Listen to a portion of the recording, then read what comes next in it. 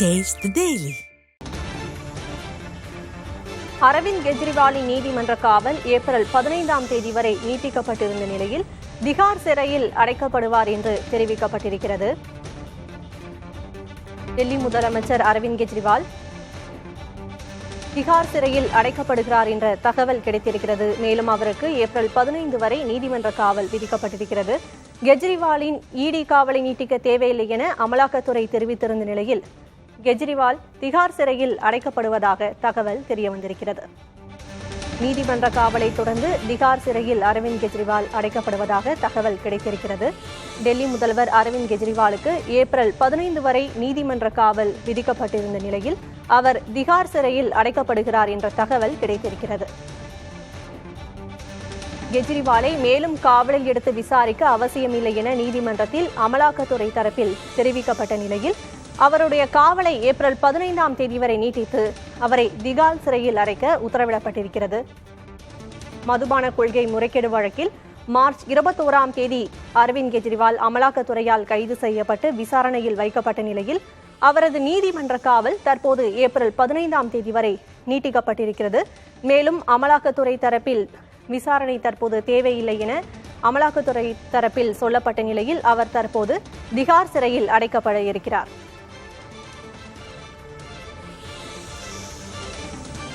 விவரங்களை வழங்குவதற்காக மூத்த செய்தியாளர் கணபதி இணைந்திருக்கிறார். கணபதி, அரவிந்த் கெஜ்ரிவாலின் காவலை ஏப்ரல் 15 வரை நீட்டித்து அவரை திகார் சிறையில் அடைக்கப் போவதாக தகவல் கிடைத்திருக்கிறது.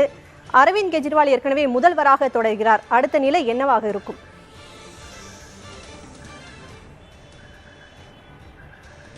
ஒரு முதலமைச்சரே சிறைக்கு செல்கிறார் என்கிற சூழல் உருவாகி இருக்கிறது.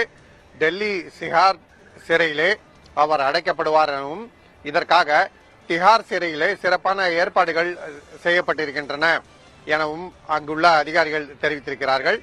ஏனென்றால் கேஜ்ரிவால் என்பவர் சாதாரண பிற கைதிகளைப் போல அல்ல. அவர் டெல்லியின் முதலமைச்சராக இருக்கிறார். அந்த பதவியை இன்னும் ராஜினாமா செய்யவில்லை. அந்த பதவியிலே தொடர்கிறார். அப்படிப்பட்ட சூழலிலே பிற கைதிகளுடன் அவரை அடக்கி வைப்பது சரியாக இருக்காது.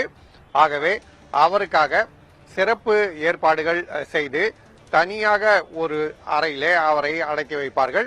அவருடைய நீதிமன்ற காவல் நீடிக்கும் வரை அவர் அங்கேயே இருக்கலாம். அவர் முதலமைச்சர் என்பதால் அவருக்கென்று சிறப்பு பாதுகாப்பு ஏற்பாடுகள் மற்றும் பிற ஏற்பாடுகள் அங்கே செய்யப்படும். அவர் புத்தகங்களை கொண்டு சென்று அங்கே படிக்கலாம். தேவைப்பட்டால் அவருக்கு அவரது இல்லத்திலிருந்து உணவு கொண்டு வர வேண்டுமென்றால் அதற்கு அனுமதி பெற்று அந்த நடவடிக்கையும் எடுப்பதற்கான வாய்ப்பு இருக்கிறது. இப்படி திகார் சிறையிலே பிற கைதிகளைப் போல அல்லாமல் இவர் ஒரு விசேஷ கைதியாக இருப்பார் என்பது குறிப்பிடத்தக்கது. சமீபத்திலே ஜார்க்கண்ட் முதல்வரான ஹேமந்த் சோரேன் மீது அமலாக்கத்துறை வழக்கு செய்து அவரை கைது செய்வதற்கு முன்பாக அவர் ராஜினாமா செய்துவிட்டார். ஆகவே தற்போது அவர் சிறையில் இருந்தாலும் முதலமைச்சர் என்கிற அந்தஸ்தில் இல்லை. அந்த மாநிலத்துக்கு வேறு ஒரு முதல்வர் தேர்ந்தெடுக்கப்பட்டிருக்கிறார். ஆனால் முதல் முறையாக டெல்லி திகார் சிறையிலே முதலமைச்சர் ஒருவர் நீதிமன்ற காவலிலே வைக்கப்படுகிறார்.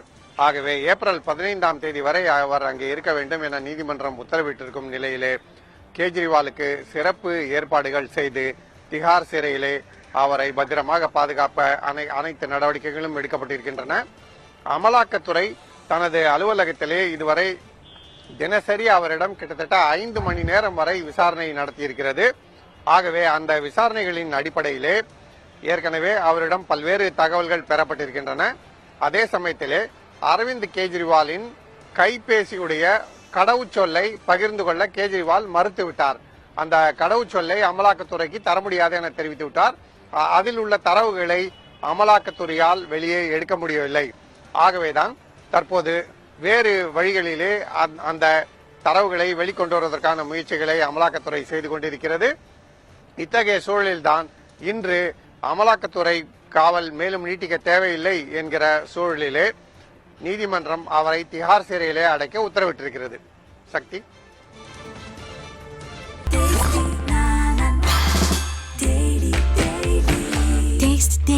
Taste the Daily.